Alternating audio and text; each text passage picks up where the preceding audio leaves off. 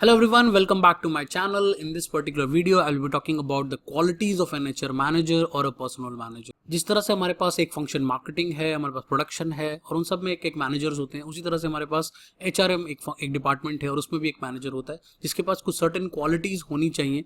तो आज हम इस पर्टिकुलर वीडियो में उन्हीं क्वालिटीज के बारे में बात करेंगे। तो लेट अस बिगिन। तो what are the key qualities we require in an HR manager? The first thing is an HR manager should have a human approach. बहुत इंपॉर्टेंट है बिकॉज आप मशीन्स के साथ नहीं, आप ह्यूमंस के साथ डील कर रहे हैं and that is the reason why आपका एक ह्यूमैनिटिक, एक एम्पैथेटिक अप्रोच होना बहुत इंपॉर्टेंट है। Because different employees face different problems in organization and they always report to an HR manager. जब भी उनको कोई प्रॉब्लम आती है तो वो आकर अपने HR मैनेजर को बताता है। तो अगर आप उस प्रॉब्लम को सॉर्ट आउट कर सकते हैं, सॉर्ट आउट कर पाते हैं तो आप कोशिश करते हैं, आप सॉर्ट डाउन कर देते हैं। Otherwise at least you must have that sympathy और empathy with the employee. That's the very first quality of an HR manager. Second thing is he should be competent to take quick decisions or decisions. एक जो सबसे important चीज किसी भी managerial positions के लिए required होती है, that is your decision making skill. हम कभी भी ऐसे पर्सन को इस तरह के मैनेजरियल पोजीशन पे नहीं रखना चाहते जो डिसीजन मेकिंग में बहुत पुअर है या कंफ्यूज हो जाता है या वो पैनिक कर जाता है या क्राइसिस में मैनेज नहीं कर पाता। ऐसे लोगों को हम कभी भी मैनेजरियल पोजीशन के लिए फिट नहीं मानते। हम ऐसे लोगों को पसंद करते हैं जो लोग काफी काम होते हैं, पेशेंट होते हैं and they are able to take right decision on a particular time. Right या रॉन्ग तो आपको बाद में पता चलता है, आप इंस्टेंटली तो नहीं बता सकते कोई भी डिसीजन सही है या गलत है, but at least you must have that power of taking decision. वो बहुत इंपॉर्टेंट है। Third thing which is very very important is he should be very fair to each and every employee. आपके लिए जो सबसे इंपॉर्टेंट है वो क्या है कि एक HR का मैनेजर कभी भी बायस्ड नहीं हो सकता, क्योंकि एक पर्टिकुलर ऑर्गेनाइजेशन में बहुत सारे लोग काम करते हैं, उसमें से काफी लोग आपके दोस्त भी होते हैं। तो आप कभी बायस्ड नहीं हो सकते। आप ऐसा नहीं कर सकते कि किसी के लिए रूल कुछ होगा, किसी के लिए रूल कुछ होगा। So that will create a lot of politics in organization and that will leads to lack of motivation. वो कहीं ना कहीं काफी ज्यादा प्रॉब्लमेटिक क्रिएट कर देगा and that is the reason why you cannot be biased. You have to be fair with each and every employee। और ये तभी पॉसिबल है जब आप रूल्स को फॉलो करें। अगर आप रूल्स को फॉलो करेंगे तभी आप फेयर रह पाएंगे। अदरवाइज अगर आप रूल्स को ही फॉलो नहीं करेंगे तो आप ऑब्वियसली बायस्ड हो जाएंगे किसी ना किसी के लिए। Next is you must have the patience to listen to the problems and issue faced by the employees. Solve कर पाना किसी प्रॉब्लम को वो एक आर्ट है, वो एक पावर की भी बात हो जाती है कि वो प्रॉब्लम आपके पावर में आता भी है या नहीं आता है। बट एक जो सबसे इंपॉर्टेंट चीज होती है वो होता है पेशेंस ऑफ लिसनिंग।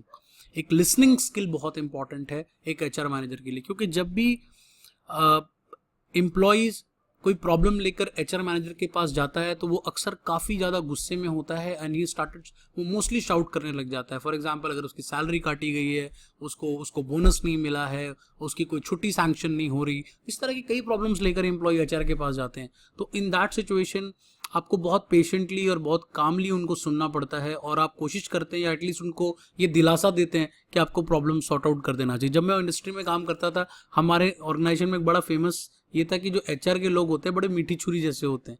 वो कभी भी आपका काम करते नहीं है, बट वो कभी आपको भला बुरा भी नहीं बोलते। वो आपकी सारी बात सुन लेते हैं और फिर कहते हैं कि कोई बात नहीं, विल लुक इनटू इट, और हम कोशिश करेंगे कि आपका कोई ना कोई सॉल्यूशन निकाल दें। बट कभी भी सॉल्यूशन निकल कर आता नहीं था, but at least they had that patience. आप कितना भी उनके ऊपर चिल्लाते थे, दे नेवर रिस्पॉन्डेड, वो कभी रिस्पॉन्ड नहीं करते थे।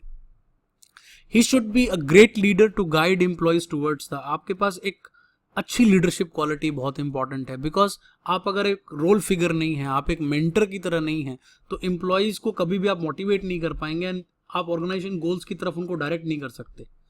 इसी कारण से जो HR के मैनेजर्स होते हैं, they are very very powerful communicators.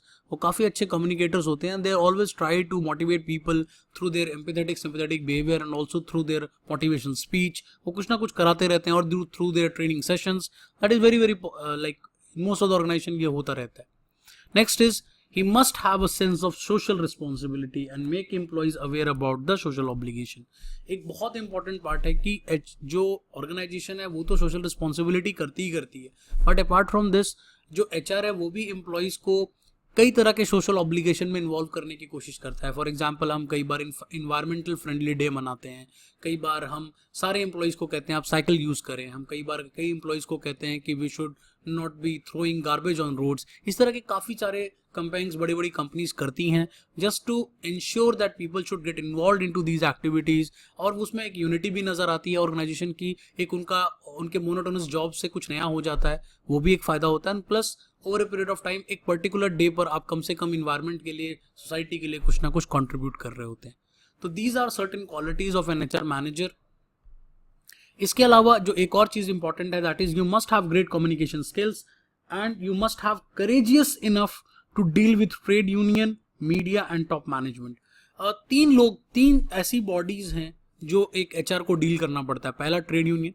Trade union is more like एक एम्प्लॉयज का जो यूनियन होता है वो अक्सर आपके पास कोई ना कोई इशू लेकर आता रहता है। सेकंड, मीडिया आपके हमेशा आगे पीछे घूमती है या आपको परेशान करती रहती है related to various issues in the organization. And third, या आपके बारे में हमेशा निगेटिव लिखती रहती है कुछ ना कुछ। And then obviously the top management. और आपको इन तीनों चीज़ों का बैलेंस बनाना होता है एज एन एचआर मैनेजर, और ये तभी पॉसिबल है जब आप एक अच्छे नेगोशिएटर हैं, आपके अंदर करेज है उनको साथ डील करने का, और आपकी कम्युनिकेशन स्किल्स बहुत अच्छी हैं। तो these are certain qualities of an HR manager. So thanks for watching. I hope you enjoyed this particular session. We'll be meeting in the next video.